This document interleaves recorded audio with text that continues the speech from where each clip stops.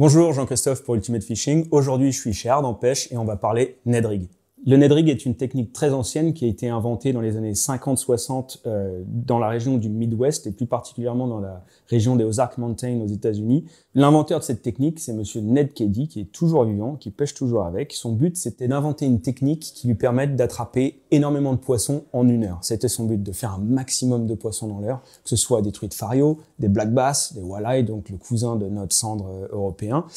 Donc pour ça, il a associé une petite tête plombée à l'époque, un morceau de leurre. Pendant longtemps, cette technique est restée très secrète, très cantonnée à la région des Ozark Mountains, donc qui est composée de l'Arkansas, de l'Oklahoma et du Missouri.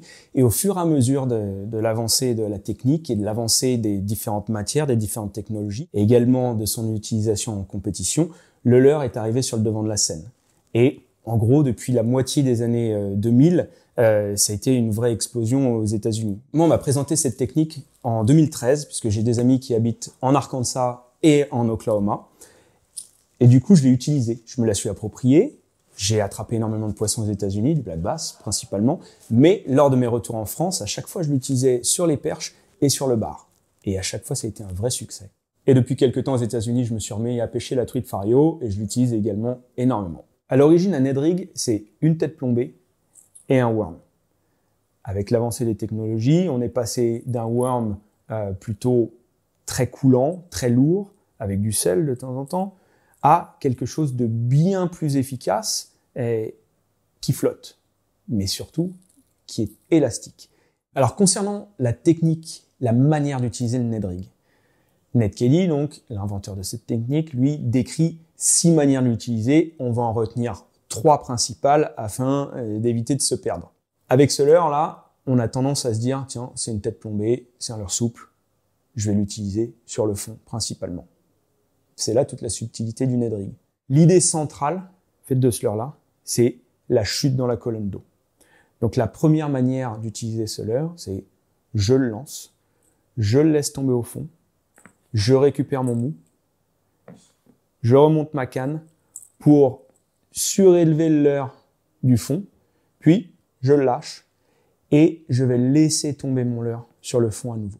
Et c'est lors de cette phase de descente qu'on va retirer toute la quintessence de cette matière élastomère et flottante, puisque le leurre va glider, c'est-à-dire planer de manière très subtile de gauche à droite. Encore une fois, on n'aura plus qu'à répéter cette phase de descente. La pêche peut se faire sur le fond, mais encore une fois, c'est très très visuel. L'idée, c'est je lance, je laisse mon leurre couler en maintenant ma bannière, je récupère mon mou, je remonte ma canne pour décoller le leurre et répéter à l'infini cette phase de descente.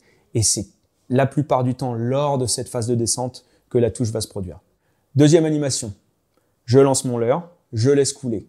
Ma tête plombée et la matière flottante vont permettre au leurre d'être stationnaire à la verticale. Je vais donc animer ma bannière sans avoir une ligne trop tendue pour secouer mon leurre sur place et profiter de la capacité vibratoire de mon leurre. Au bout d'un moment, je récupère mon mou, je vais procéder à un balayage comme si je pêchais en Carolina Rig, assez lentement, et je procède à nouveau à une animation très lente, très subtile, juste en animant ma bannière. Donc très peu de tension. Mon leurre va se secouer et hop, je le laisse glisser. Troisième et dernière animation. Je sais que en France, depuis un moment, on a une culture presque monolithique de ce qu'on appelle le shad, qui est en réalité un soft swim bait. Et donc, on va peigner la colonne d'eau de manière un petit peu frénétique, sans toujours comprendre pourquoi, en se basant tout le temps sur ah tiens, le poisson veut cette telle ou telle vibration. Et des fois, on a tendance à utiliser trop d'appendices vibratoires sur un leurre. Les gens qui ont l'habitude de plonger, que ce soit en eau douce ou en mer, se rendent rapidement compte qu'en réalité, un poisson fourrage, lorsqu'il se déplace, il n'a pas une vibration très importante. Ici, on va parfaitement imiter un alevin et on va le présenter de manière on va l'imiter et le présenter de manière très subtile. Je vais lancer et je vais laisser couler mon leurre à la hauteur d'eau à laquelle je pense que le prédateur se tient et je vais récupérer ma ligne en animant très doucement le sillon de ma canne. Donc, tout au long de mon animation, tout au long de ma récupération, pardon, je vais animer mon sillon et récupérer à une vitesse relativement faible pour imiter un petit poissonnet qui se déplace dans la colonne d'eau. Donc, on voit ici juste le leurre, en le secouant à peine, le leurre vraiment vibre de manière très très naturelle. Alors, je viens de faire le point sur les 3 animations principales.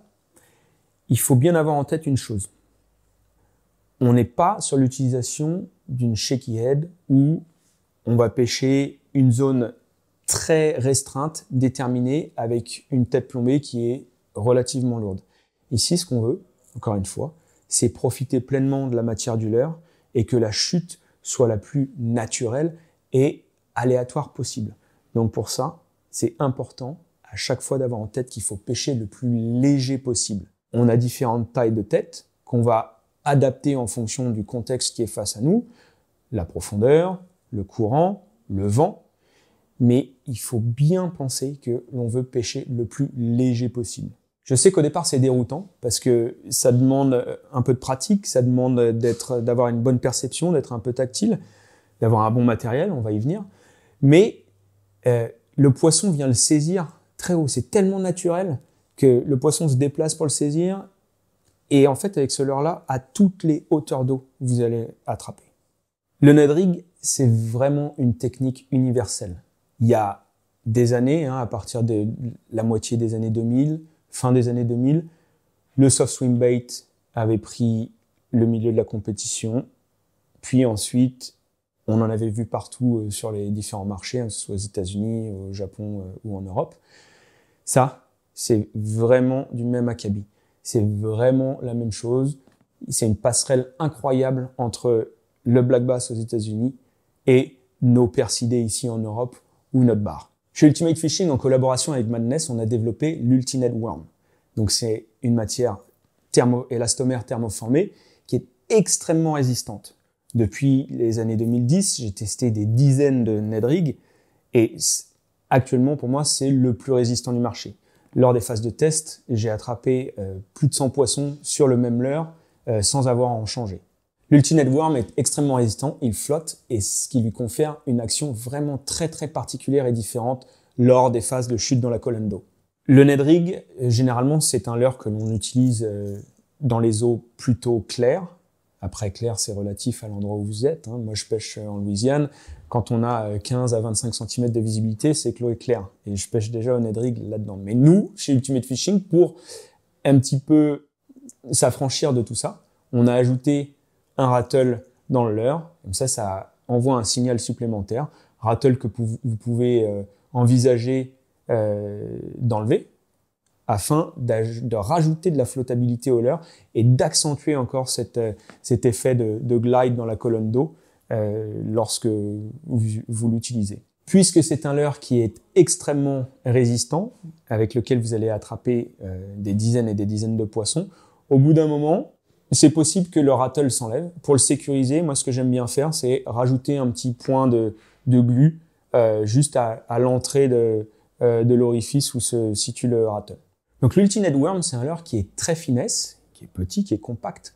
Pour autant, faut pas penser que c'est limité à la capture de petits poissons, de petites perches ou de je ne sais quoi. C'est vraiment un leurre qui permet de prendre toute l'année. C'est très efficace lorsque les eaux sont froides, parce qu'on peut se permettre de faire des longues pauses, le leurre sera toujours en action. Il y a une vibration qui est très subtile, donc ça colle très bien au comportement du poisson fourrage à ce moment-là. On va pouvoir l'utiliser en début de saison sur le bar parce que il y a beaucoup plus de petits poissons fourrage, mais en réalité, ça peut imiter une crevette, ça peut imiter un goby, donc on va pouvoir l'utiliser toute l'année sur le bar. À la truite, la perche, le sandre.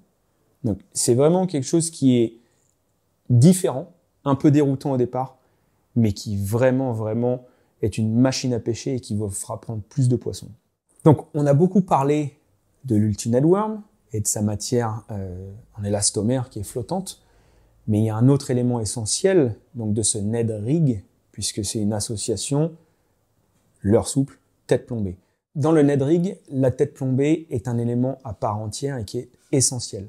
Nous, donc, avec Ultimate Fishing pour Xorus, on a développé l'UltiNed Head, qui est composé donc d'une tête plombée avec un hameçon decoy de haute facture qui est extrêmement piquant. Certains m'ont dit, ouais, JC, l'hameçon, il est un peu petit, mais en réalité, c'est un hameçon qui est très très piquant, qui est très résistant, et on ne veut surtout pas utiliser un hameçon oversize, donc de grande taille, puisqu'on s'accrocherait partout, et surtout, ça entraverait la nage de notre leurre. Et si bien souvent, les poissons vont saisir de l'ensemble du leurre. Et on va le voir ensuite, on n'a pas besoin de ferrage très appuyé pour piquer cet hameçon. Donc on veut que l'hameçon soit plutôt fin, résistant, pour pouvoir rentrer dans la bouche et dans les chairs du poisson, pour pouvoir le piquer et le sécuriser. Alors sur la tête plombée, on a un petit peu biseauté la tête, de manière à ce que lorsque le leurre se tient droit, on ait plus de facilité à glisser sur le fond. On a trouvé que la tête se prenait un petit peu moins dans les cailloux qu'une tête mushroom traditionnelle, et c'était vraiment très très efficace lors des phases de test. Alors, le montage sur la tête plombée, c'est un petit peu plus délicat qu'un leurre souple traditionnel puisque c'est une matière élastomère. Du coup, il faut un petit peu plus forcer. Ici, sur l'UltiNed Worm, on a une fente sur la partie supérieure qui va nous permettre de guider notre hameçon quand on l'enfile, et on va sortir quasiment à la fin de cette rainure. Hop, on va venir planter l'hameçon quasiment à la fin, et c'est là qu'ensuite il va falloir un petit peu travailler puisque cette matière élastique là va se mettre un petit peu dans tous les sens, mais c'est aussi ce qui permet d'être indestructible. Donc une fois que j'ai enfilé mon leurre ici, je vais venir saisir la partie la tête du leurre souple, et je vais carrément la tirer sur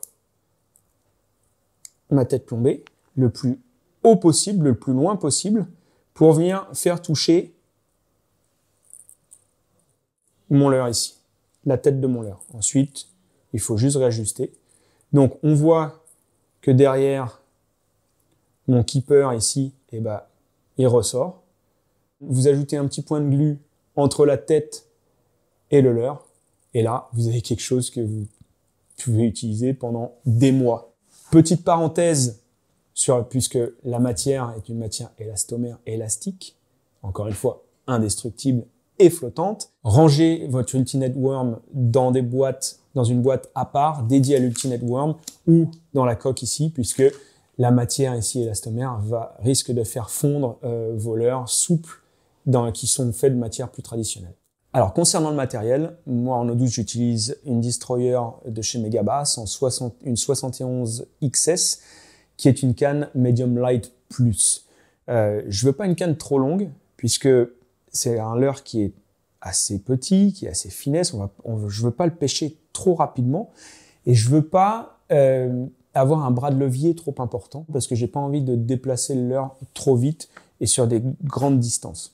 Donc ici, ma 71 XS, c'est une canne qui est rigide en talon, qui a une pointe relativement souple, et ça, c'est un intérêt évident lorsqu'on pêche au Ned rig, puisque tout à l'heure, je vous parlais de ce petit hameçon. Si l'on ferre comme l'on ferre lorsqu'on pêche avec des hameçons très forts, on va décrocher à tous les coups. On va sortir le leurre de la bouche du poisson. Ici, ce que l'on veut faire lorsqu'on ressent la touche, c'est mouliner et comprimer sa canne en effectuant une rotation vraiment souple. On va venir vraiment faire pénétrer l'hameçon dans la gueule du poisson en le laissant partir de l'autre côté de tout son poids. Donc, plus le poisson va mettre du poids sur la ligne, plus notre hameçon décolle ici va s'enfoncer dans les chairs, et alors on va sécuriser le poisson. C'est très très rare de décrocher un poisson au Ned rig. Alors si en eau douce j'utilise une canne relativement fine, en mer, sur le bar, je vais utiliser une canne un petit peu plus forte, un tout petit peu plus longue pour pouvoir atteindre des distances un petit peu plus grandes. Et je vais utiliser une 75 ml, donc une injection de chez Tenryu, qui va me permettre d'avoir de la sensibilité, toujours une pointe relativement souple, d'avoir un bras de levier relativement important, mais pas trop pour les raisons que j'évoquais plus tôt. Et je vais pouvoir maîtriser un poisson de belle taille sans problème. Concernant le matériel, si on a vraiment certaines données à retenir, c'est le fait qu'on ne veut pas une canne qui soit trop longue, donc 7 pieds à 7 pieds 5, c'est bien.